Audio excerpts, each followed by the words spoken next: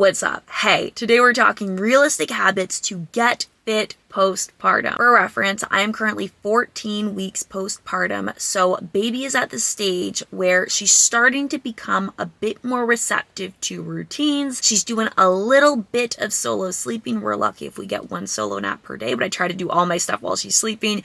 And then outside of that, she's either sleeping on me or breastfeeding. So it's not like I have a perfect routine. It's not like I'm 100% back in the swing of things, but today we're going to be talking about some things that have worked for me. One of my biggest struggles postpartum has been not having a routine.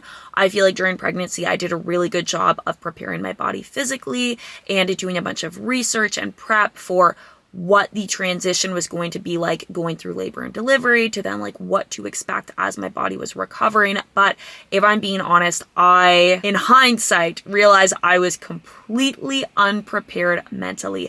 I did not understand how much my day-to-day life would change. I did not understand how difficult it would be to schedule literally anything. And so I hope if you've been having a similar struggle to me, you will find this video helpful. Before we get into it though, I want to say a huge thank you to Seed Daily Symbiotic for partnering with me on today's video. The Daily Symbiotic is a 2-in-1 prebiotic and probiotic, which on the note of routine, this is probably one of the few things that I have maintained from my not only like pregnancy, but also pre-pregnancy routine.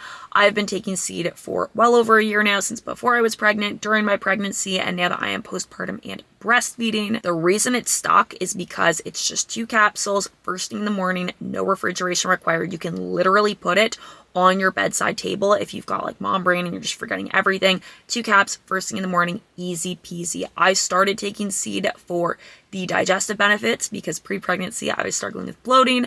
During pregnancy, things got a little backed up for me, which was incredibly uncomfortable because your belly already feels full with like a literal baby, and then having things not moving is not a good time. So Seed is great because it helps support ease of bloating, it helps support regularity, keeping things moving. A benefit I always like to mention when I'm talking about pregnancy or postpartum is that it also supports overall gut function as well as micronutrient synthesis, which is especially important to ensure you're extracting the maximum nutrition from your food. Seed contains 24 scientifically backed strains, and it's designed for total body health. So beyond just those benefits, it's also got benefits for cardiovascular health, immune function, skin health, and the list goes on. So if you want to check out Seed for yourself, I will put a link in the description box down below, as well as a code to save 15% off your first month's supply. Habit number 1 is mindful eating. And I say mindful eating very intentionally. In the past, I have labeled my approach as intuitive eating, but I quickly learned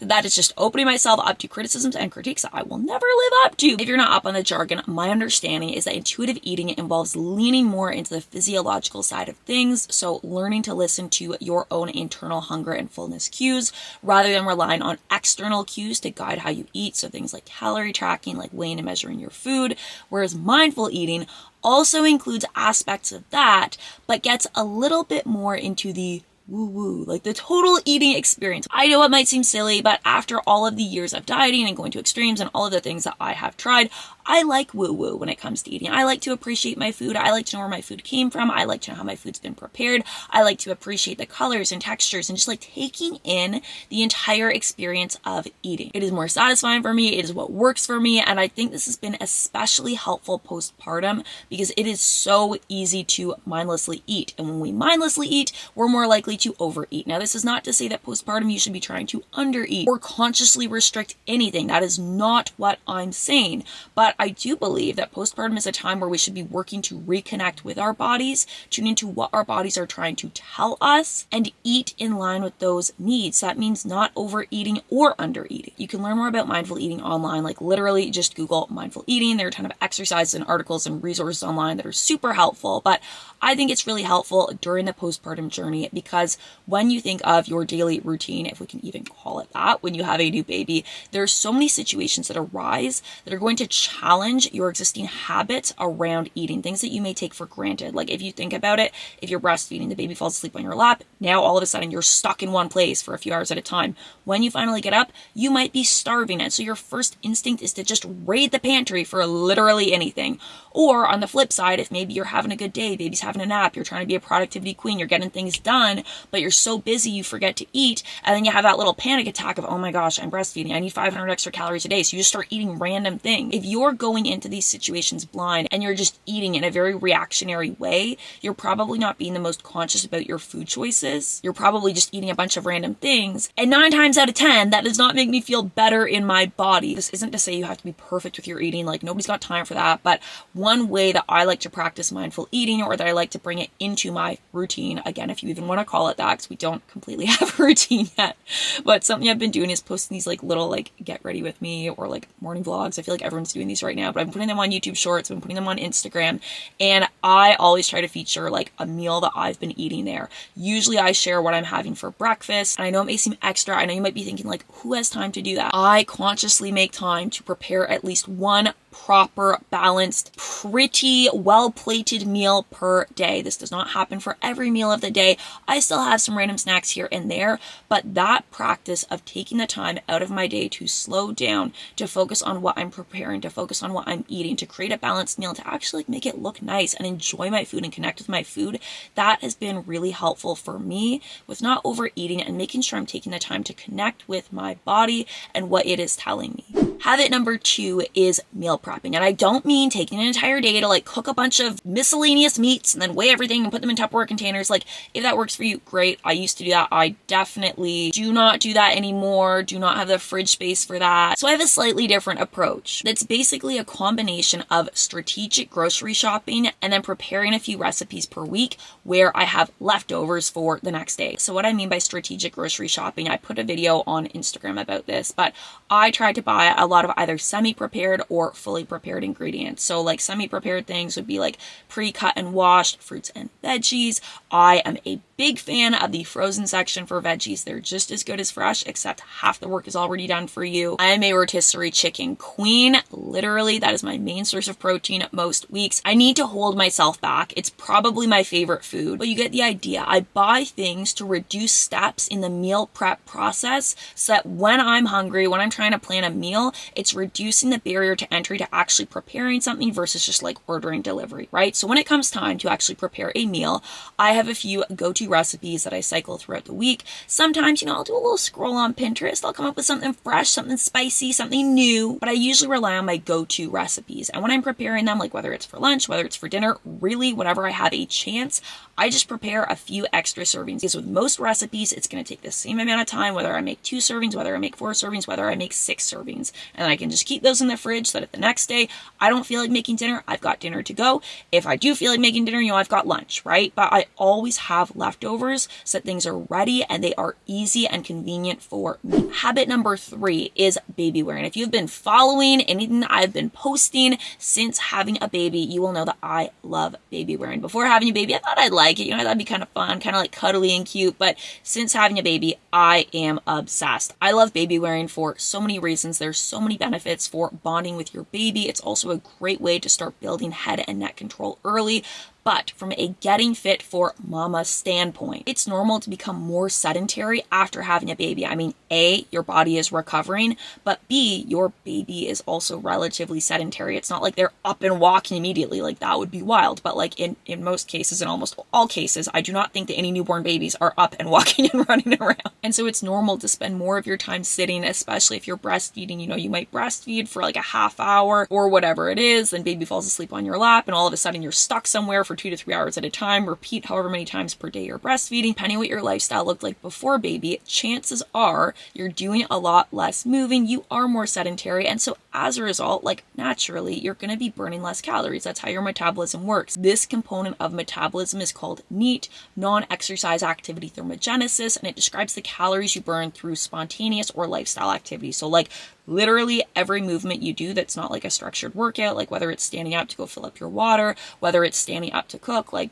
just puttering around your house, like if you're fidgety like me, doing things that may have been very normal pre-baby, but now that you have a baby are just like inconvenient and maybe you've stopped doing, naturally that's going to result in a decrease in the number of calories you're burning. So bringing it back to baby wearing, what I love about baby wearing is it gives you the freedom to move. If you start it early enough, if you find a carrier that your baby likes being in and, adjust as needed, it gives you the freedom to cook even when your baby's being fussy. It lets you go grocery shopping. It lets you get things done without having a stroller that may be clunky or that your baby may get fussy in. If you live in like a city or urban environment where like having a stroller is just irritating, baby wearing. If it's winter where you live and the roads are not plowed or there's just like random stuff on the sidewalks, like our sidewalks are like, it's such a mess always. I'll link the carriers I like down below, as well as I have this coat extender that just kind of zips into my coat so that you can keep baby warm with your coat and it like goes over. Big fan of baby wearing to get moving with your baby. I think this was actually one of the first ways I got moving and one of the first weight bearing activities I was doing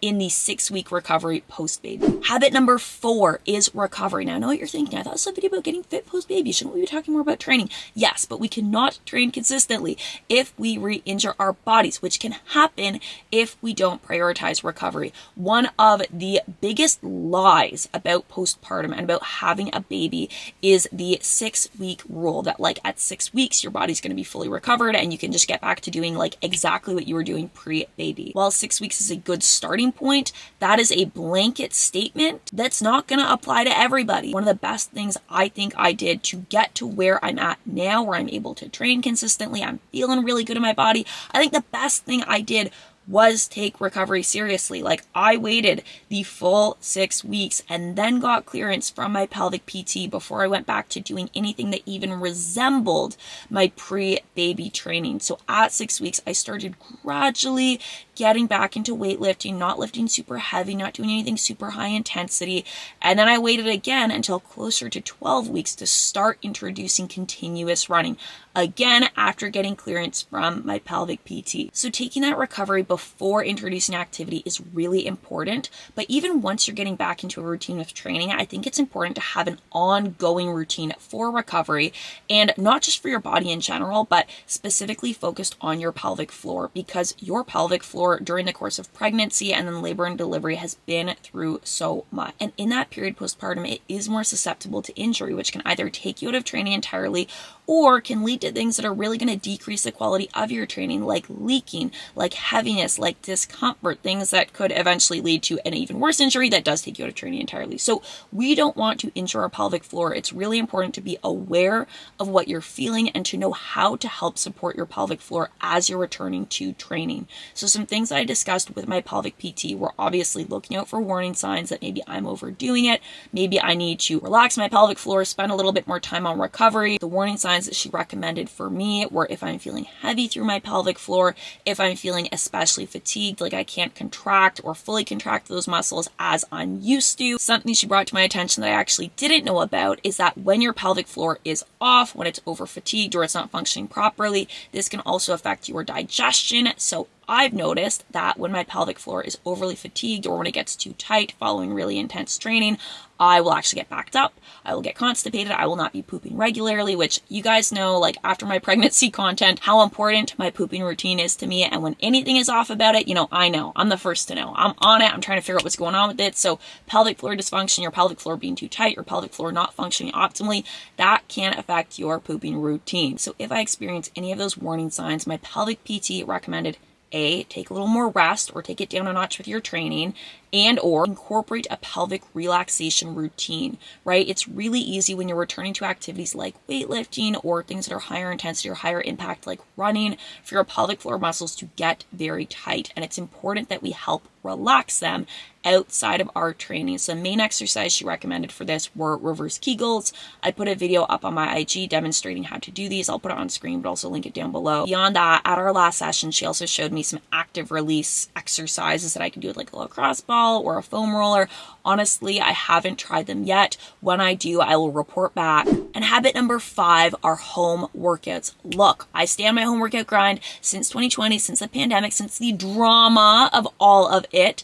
I have been doing home workouts. Now, in the past year, I transitioned back to doing a combination of home and gym workouts. And this is coming from somebody who like pre-2020 thought that if I was not doing a gym workout, it was not worth my energy, it was not worth my time because it would not be effective. Right now, I have childcare 1 day per week, and that is the day that I go to the gym, and I make a production of it. I take my time getting ready, I take my time picking out the cute little outfit, I take my time warming up. I don't really go in with a plan. Like, that is my day that I just play in the gym. If I see an exercise online that I want to try, if I see a machine that looks a little fun, like, I do it. I catch up with friends, I socialize, I get my fancy little beveroo, whether I go to Starbucks or like whatever I feel like doing, right? But that is my day. I don't have time for that every day, and that is okay. And that is why I am so grateful to also have the option and have the trust that I can get in an effective workout from home. I know what it's like to feel like the gym is your only escape, to wrap up so much of your mental release and stress relief in weightlifting and love weightlifting and rely on weightlifting and feel like the only way that you can do weightlifting is if you're in a gym environment. Like, I get that. I went through the full spectrum of feelings with that in 2020. So for me, making this transition, I would say, was pretty easy. Like, I was not mourning that part of my identity. And like, I'm gonna go kind of off the rails here, but we're gonna bring it back. Something I have really struggled with postpartum is the bounce back mentality, and not really in terms of my body. I have consciously tried to not put a lot of pressure on myself to get back like my old body or anything like that. And I've tried to be really body neutral, but I think it extends beyond just how you look and feel physically. For me, I have really been mourning my old identity and my old routine. I think the routine bit has been the most challenging for me because part of my identity is definitely being like a productivity queen who has a routine, and I have not had that. And so if you're somebody who really placed a lot of value on having a routine around weightlifting or having a routine around your training and using that as a mental release, as a stress relief, I can imagine that it would be really challenging right now if you thought that the only way that you could have that, the only way that you could get that stress release, that you could take care of your body is by going to a gym to do your training. I think that's just maybe setting an expectation that's going to set you up for failure and set you up for feeling worse about yourself and like worse about your body. So this is my plea for you to give home workouts a shot, give them a try. You don't have to follow the same approach I do. Of course, if you want some inspo, like scroll my feed. I've been doing this since 2020, but they do work, they do save a ton of time, and they're probably more practical, even if only temporarily, when you have a new baby. That is it for today's video. I know this was a little less structured, a little more freeform than our usual format, but to be honest, this is what I have time for right now, and I really just felt like doing a little catch-up chat because it is so easy to get busy with trying to get into routine with a new baby, pouring all of your energy into a new baby, but I'm trying so hard to stay connected and keep you as up to date as I can with this journey. So I hope you liked this. One more thing I will add that we kind of started talking about with like habit 5, talking about the home workout, something I think that's really easy to slip into when you have a new baby and maybe when you are mourning your old identity and trying to figure out like, who am I now that I have a baby and now that I'm a mom, but I'm also me, but I'm a mom. It's really easy to slip into saying you can't do things because you have a new baby and allowing that to skew your mindset more towards negativity. So what I've been reminding myself is I chose to have a baby. And not only did I choose to have a baby, but I'm choosing to put my energy into raising a healthy and happy baby. This is my priority.